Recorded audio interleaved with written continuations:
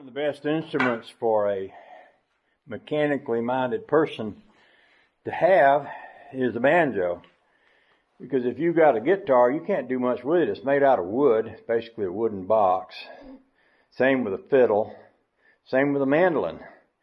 And if you got a trumpet, you know, that's all brass, and not much you can do with brass. But a banjo has all these little nuts that can be adjusted, and it's got little pieces of wood that you can play with. Like this head, the tension of this head is controlled by the tightness of these nuts. If you tighten them too tight, you'll break the head. But if you don't tighten them tight enough, then you won't get as good a sound out of this as you could otherwise, because it's the tension of this head that makes the sound the way it does. So your tension has to be tight enough, but not too tight. So you got something you can adjust there. Also, we've got an issue of string height on this banjo. I don't know if this camera's good enough you can tell or not, but I've got a string height right in here of, it looks like 3/16 of an inch. Now if that was 1/16, it might not be enough, because I got a spot right here where that string can only come down about a quarter before it hits that. But it could come down some. The higher this string is, the harder it is to fret these strings, because you have to mash it down that much instead of half that much, which would be easier.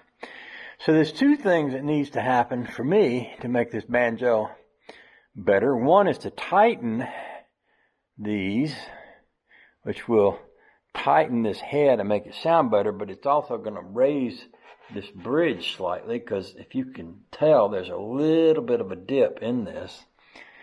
And the other is to sand down the bottom of this bridge to lower the strings. So I'm going to be raising them, and then I'm going to be lowering them. And as I sand this off, if I sand off too much, I'm going to ruin it, because it'll get low enough to touch here. So, first of all, I'm just going to start by tightening those nuts that sit around the edge of that. And there's a lot of little things that'll do it, but in this case, I'm just going to use this little ratchet wrench right here. And I'm just going to give each one a slight snug. That's just not even that's just barely a turn. It's just barely a fraction of a turn. Now, a lot of people will go one side to the other, and I would too if I was putting this head on and tightening them for the first time. But I'm not. I'm just tightening them all up a little. So I'm just going to go around as I do it, like this. One little snug after the other. And I'm just going to go a little bit. Not even going a quarter turn on these. More like about 1/8 of a turn. All the way around.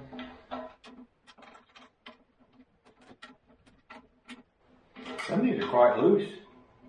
What happens is that the head stretches.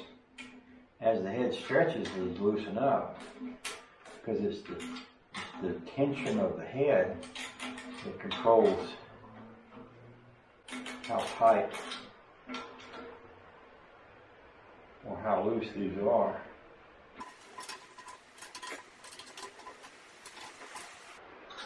Now I'm doing another about 1/8 of a turn.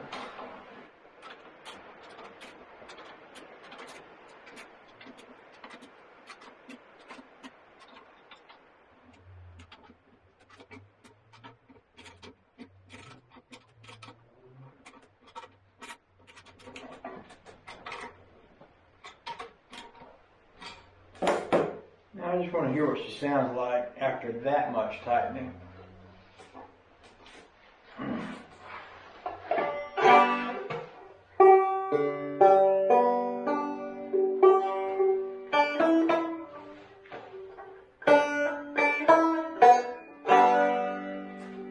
Play a little better if I put my knee up on top on my knee, because I like my banjo to be cocked a little bit of an angle.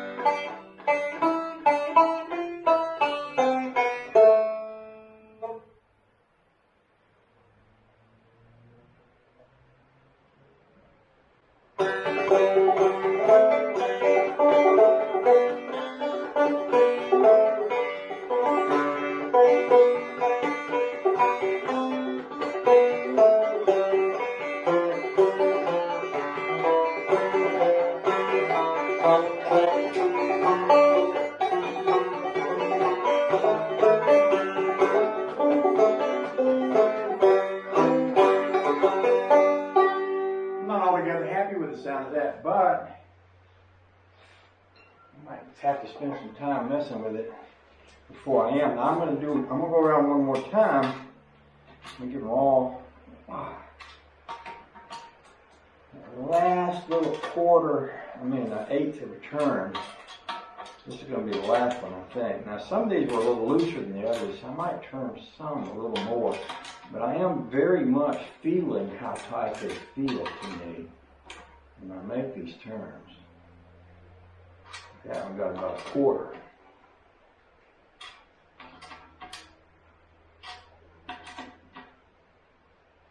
That one really loose. About a quarter and a half or so. That one got a little more than a quarter. Well, that one's good and loose. So that one needs to go. Oh, pretty good bit right there. And this one here's pretty loose. That one on a good bit.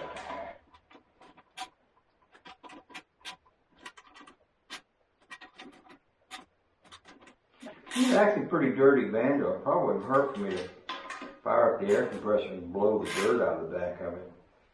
This one spent a lot of time hanging on the wall or sitting in a closet or something.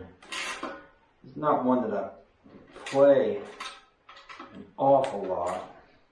It's one I made out of a lot of parts that didn't necessarily go together. Like this pot is a Stewart McDonald pot with what's called the Whyte Ladie tone ring. Pretty nice pot. It's a copy of an old original Vegas style pot. The neck is a Weymann, really nice neck. It's originally a 4-string plectrum neck, and I modified it to 5 strings by adding a 5th string shelf and peg over here. The heel is cracked on this neck, and I've pieced it back together with glue and with some dowel pegs. These are all good brass parts. The metal parts on this banjo, they're not steel, they're brass. It should have pretty good sound quality. This banjo should sound a lot better than it is sounding. Now you notice I said I was going to turn these an eighth of a turn, but I'm turning them sometimes more. And it really depends on where I find them being loose. And I'm finding down on the lower end of the pot that they sometimes are more loose than the others were. That could change the sound of this pretty dramatically right there. Getting the head adjusted right. And it's a feel it thing. And it's kind of like, I talked about if you're mechanical, the banjo is the instrument for you. Well, you know how on a car, like if you're setting a time there, at least that's old-timey mechanics, we listen to the car, set the time accordingly. Same thing with carburetor settings. The spark plug settings. Back in the old days, you had points that you had to set. You just had a lot of things to set, but a lot of it just has to do with feel and sound. And you can tell by the way it feels when it's right or when it's not. I'm going to go around one more time. I thought I was done, but I wasn't. These up here feel pretty good. There they are. By the way, you notice I'm not holding this banjo up in the air while I do that. That's because it's heavy. All this brass, it's heavy. You go to a banjo store nowadays, you pick up a banjo, a lot of times they don't weigh nothing. The reason they don't weigh nothing is because they're made out of tin and aluminum and stuff that really doesn't have any substance. And it also doesn't have any sound quality. But you get a real banjo, real quality banjo, it's going to be made out of brass. All the metal parts are. This ring here, the tone ring, all that. And brass is heavy. Quite a difference. Now I might wind up having to tighten the tailpiece, where I've tightened this head quite a lot. And I think it would require a little bit different sized socket. So we might wind up going with that. I kind of brought this banjo to Georgia on purpose. I actually wanted to spend more time with it to play it more. And that's why I brought it down here and left some of my other favorite banjos back at home.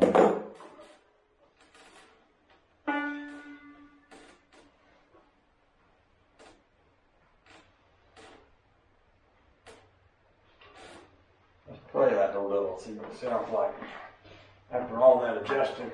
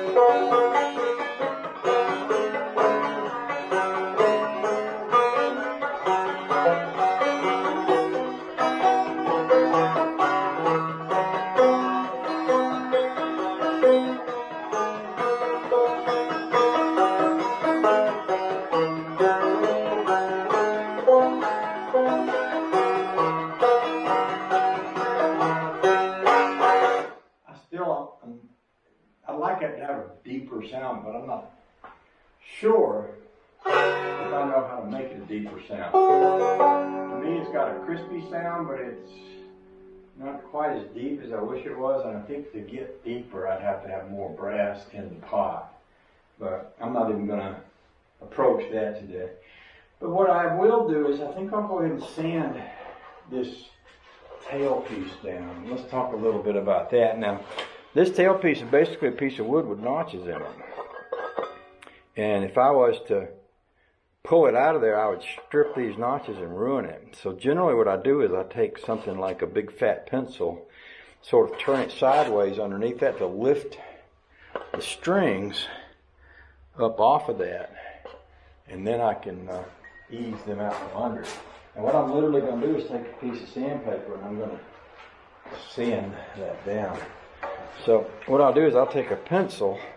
This one may or may not be wide enough. And I'll turn that pencil up underneath it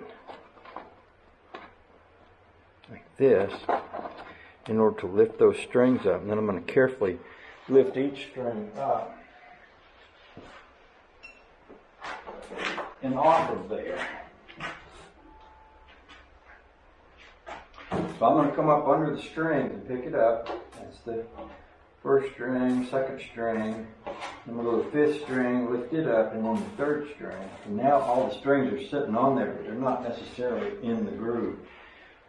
And then I'm going to just roll this tailpiece out from under there. Like this. And this is what it looks like. Now I'm going to sand this probably down to the bottom of where these feet stick out. And just use sandpaper like this.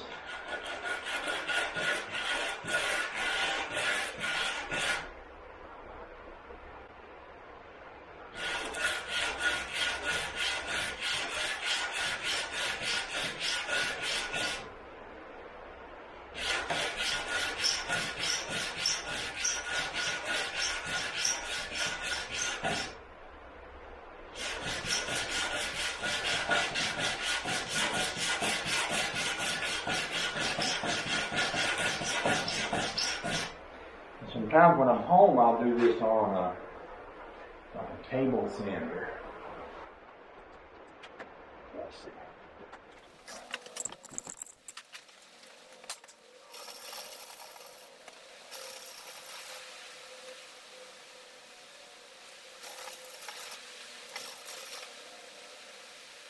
And then I'm going to stand this right back up under here.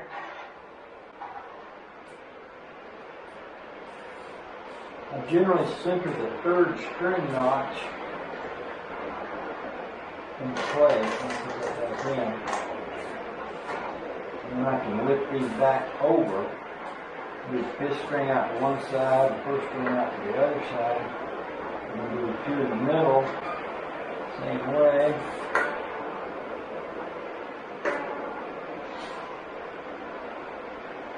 And take this pencil and roll it out.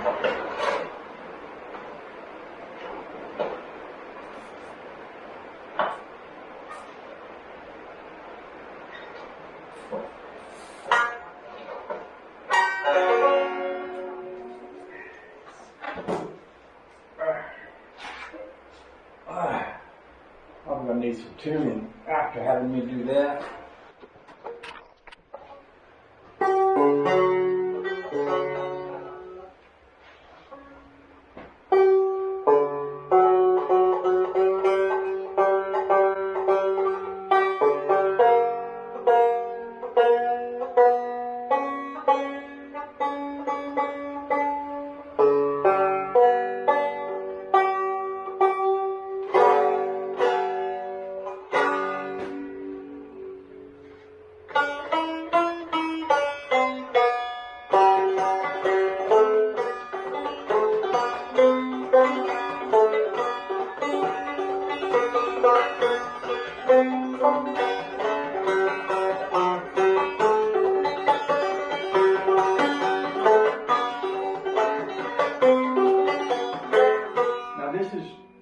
Faster because the string is lower down here and not as much of my thumb is getting under the string. So before, getting too much of my thumb under the string was slowing me down, but with that string a little closer, and I haven't moved it a lot.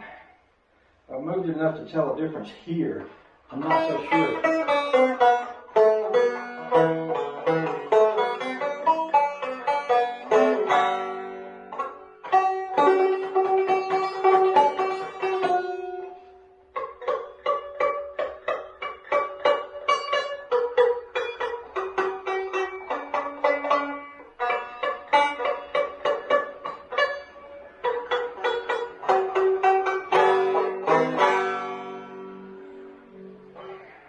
Trying to decide whether I need to adjust that anymore or not.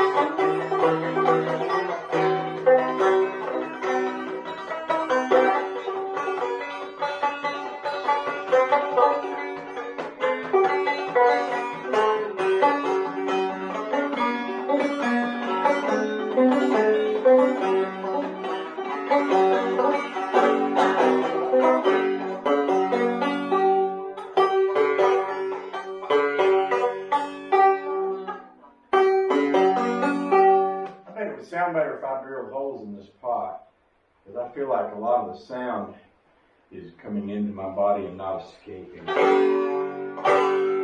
might be wrong, but I'm just, you know, this, to me this isn't like a classic banjo pot. It's a Stu Mac pot, it's a Stu Mac copy, and these Stu Mac pots are pretty thick.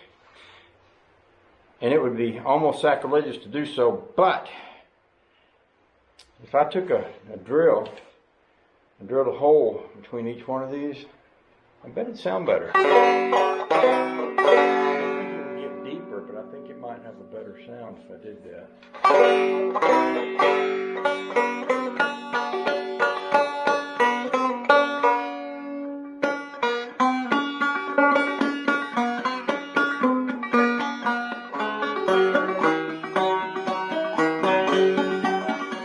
That's what the whole purpose of a resonator is. It echoes the sound back out. I don't play a resonator banjo by choice, but you know that I can see where for that reason they would kind of make a little sense. I'm not going to take a drill to this today because that's the kind of thing where if I'm going to do that, I'm going to do it slowly and carefully. I'm not in a slow, careful mood today. So, I kind of want to sand some more. I think I might stop there for now. I was thinking about putting a little twist on that tail piece. I might do that too. Just to get a little bit more tension there. Maybe while I'm out here, I'll start that air compressor and blow the back of this out where that tail piece is quite loose.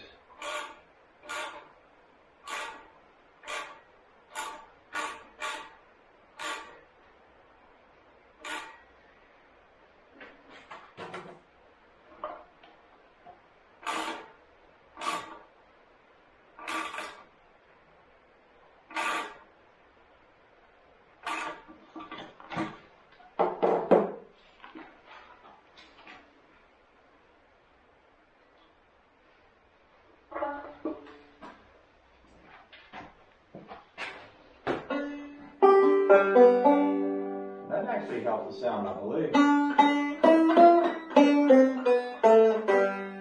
think that made kind of a big difference. That's interesting. I was expecting it to sound different, but I wasn't expecting it to sound a lot better. But I think it did sound a lot better. You know, everything matters. It's pretty much true in life, but it's also true with something like a banjo. Something as simple as the amount of tension that the strings are applying to the pot, and sometimes that can be affected by how tight the tailpiece is, which is the piece that holds the end of the string. Now what I'm doing is pulling down on the tailpiece, and the strings are coming in at this angle, but by pulling down on it, I might be changing the way that the vibration from the string is transferred to the wood and the metal in the pot.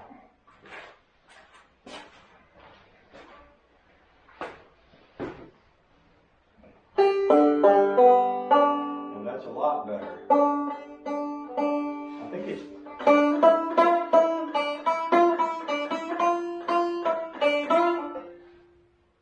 think it's deeper. I think it did go deeper.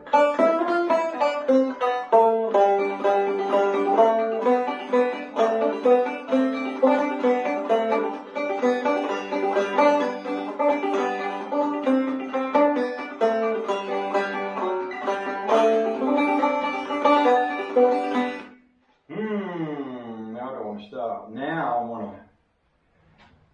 want to sand that bridge a little more. My ears are a little bit cold. It's kind of chilly. It's up in the 40s, the low 40s, and it is a little chilly here. Hope to warm up quite nicely in the next few days. But right now, even though we're in Georgia, we're going through a little bit of a chilly time. So I'm just going to ease this bridge.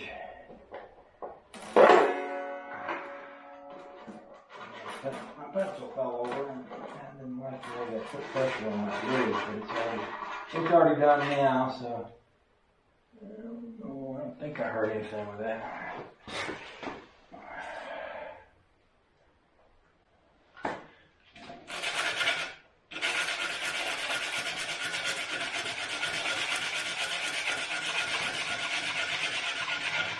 Now I'm also in filing this. If I file it past that big foot point, I will lessen the amount of wood that's touching that head. That could change the sound too. And the way that's one of the things I like about banjos. There's so much that you can control, so much that you can change, and so many things you can explore by making small changes to it. Now, ideally, if I just had a little of that wood left there, I think that would be my best. I think that would be my best way of transferring that energy, that vibration.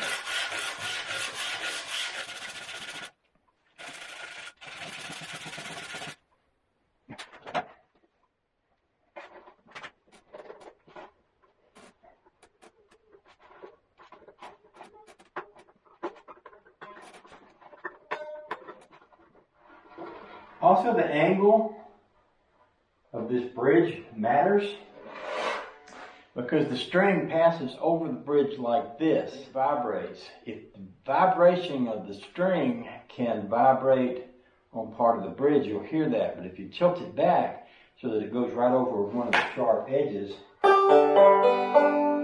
can help take rattle out sometimes. A lot of people have banjos that rattle, and there's a lot of reasons that can cause it, but that's one of them that people a lot of times don't think about. I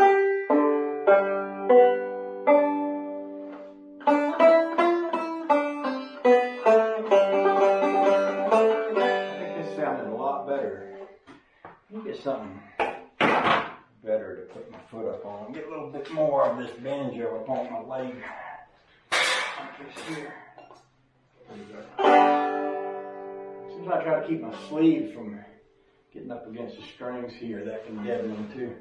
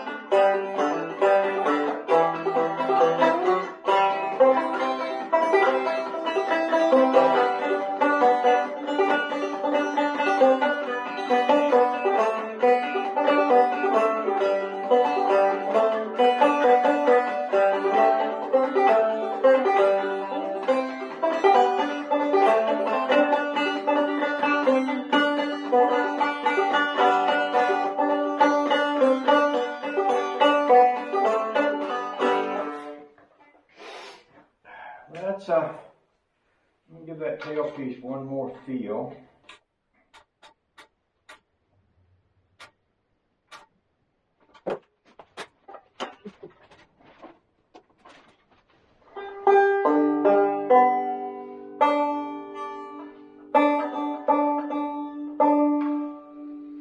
Kind of knocked my bridge a little bit.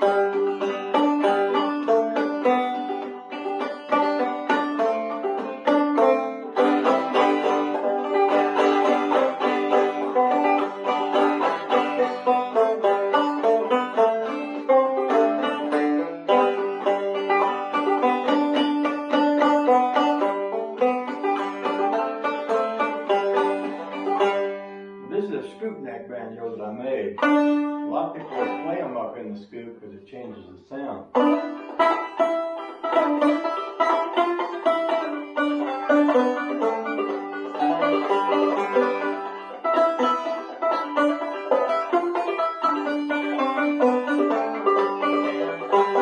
used to go to a lot of music festivals, and there was a lot of times women would play scoop neck banjos a lot for some reason. And some guys did too, but it seemed like it was mostly women. Alright, I'm going to crank up the air compressor, we'll blow this baby out, and then I'll go in and warm up. I also need to cut my fingernails. It matters. I play this with the backs of my fingernails, and it matters how long my fingernails are. It does to me anyway. I don't play as well when they're too long, and they're a little too long right now.